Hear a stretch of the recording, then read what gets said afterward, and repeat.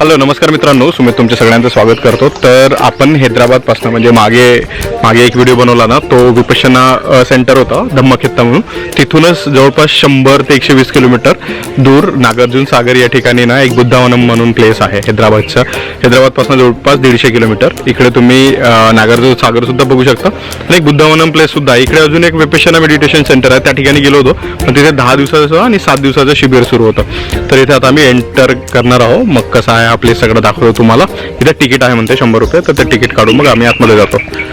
हे ticket counter आहे, इथून आपल्याला तिकीट काढावं लागेल. विचारूया किती रुपये आहे तिकीट, काय.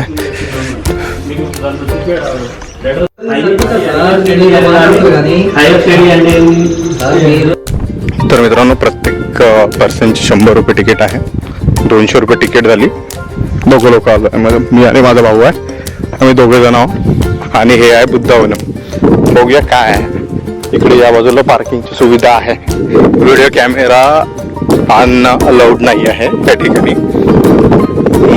व्हिडिओ कॅमेरा जर असेल तर 10,000 रुपये द्यायचे, व्हिडिओ शूटिंग वगैरे काही करायची असेल तर, असं ते म्हणतात.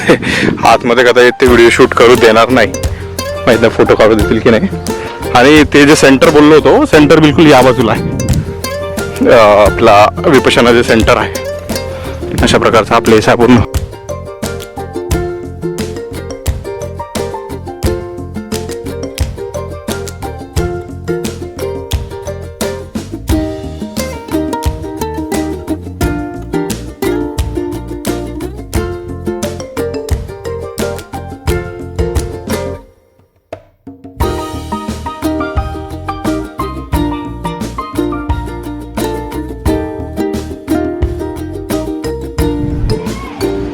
तर इथे वेगवेगळ्या कार्विंग्स केलेल्या आहेत. भगवान बुद्धाच्या काळातल्या सगळ्या आहेत. काही जातक कथाबद्दल इथे या ठिकाणी दर्शवण्यात आलेलं आहे. आता इथे कोणी गाईड नसल्यामुळे पूर्ण डिटेल्स मी देऊ शकत नाही.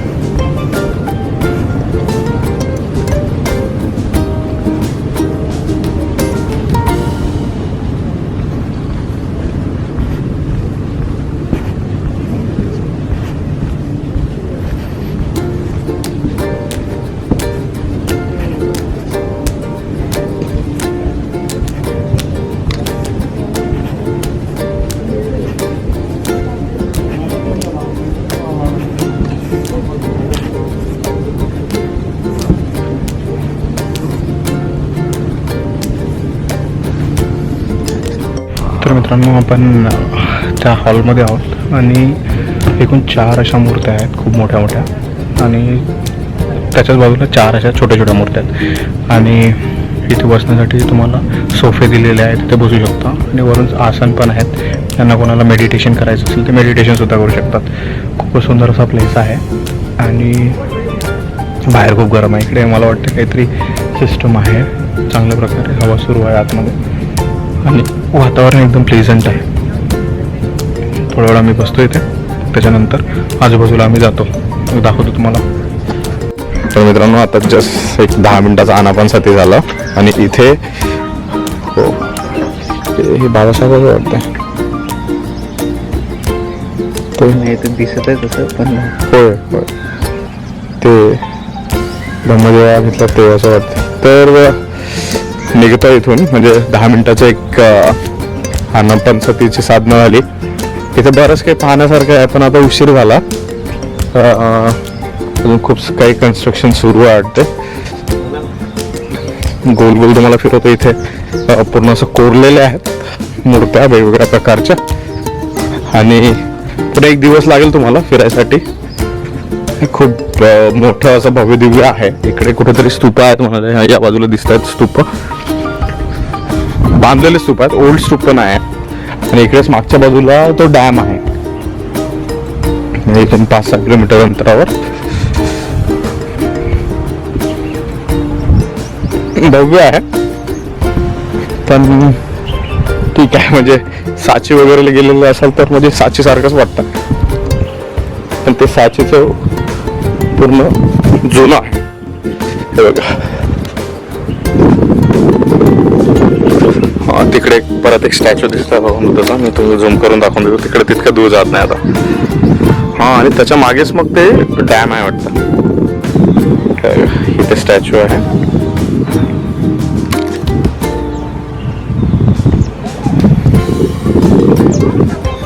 इकडे मेटलचे स्तूप पण आहेत म्हणतात.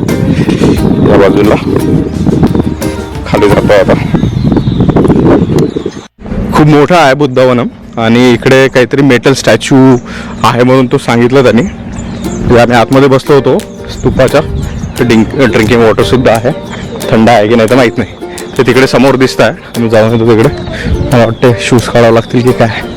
बुद्धचरितवनम, अच्छा बुद्धचरितवनम म्हणून नाव आहे.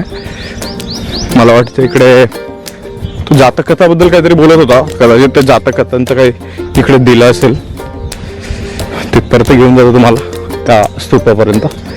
स्तूप आहेत छोटे छोटे metal stupas, statues, sorry metal statues आहेत ते दाखवतो. पण एक दिवस तुम्ही घालवू शकता आरामात. खूप असं मोठा आहे आणि प्रत्येक इथेच बाजूला ते धम्म नागार्जुना म्हणून मेडिटेशन सेंटर आहे. त्या ठिकाणी मेडिटेशन चालतं, म्हणजे 10 दिवसाचे शिबिर होतात. तर हे जातक कथाबद्दल सांगणारे इथे छोटे छोटे मेटल स्तूप बनवले आहेत. ही महापरिनिर्वाण मुद्रा आहे बुद्धाची. सगळे प्रणाम करताना ते दाखवलेलं आहे त्या ठिकाणी. इकडे मला वाटतं पंचवर्गीय भिक्खूंना प्रवचन देताना पहिलं प्रवचन धम्मचक्र प्रवर्तन सूत्र त्याच्याबद्दल सांगतानाचा हा इकडे एक मेटल स्टॅच्यू आहे. हा बघा पंचवर्गीय भिक्खू यांचा.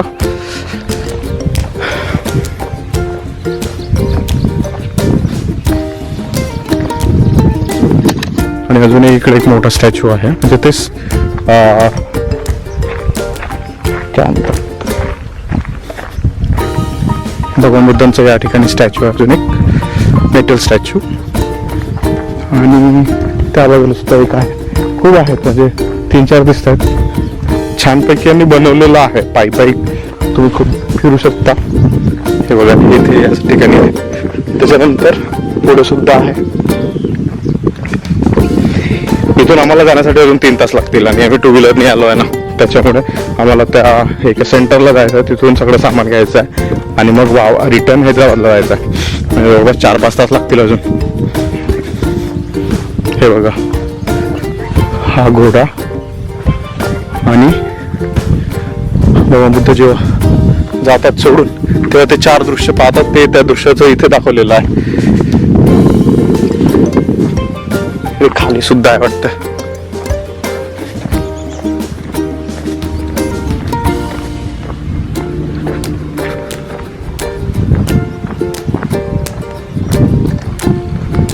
तर मित्रांनो खूप ऊन आहे आणि तुम्हाला हा सगळा परिसर फिरायला जवळपास 3-4 तास लागतील. तर तुम्ही तितका वेळ काढून या. आहे चांगलं आणि 100 रुपये तिकीट आहे. लहान मुलांना फक्त 50 रुपये अशी तिकीट आहे.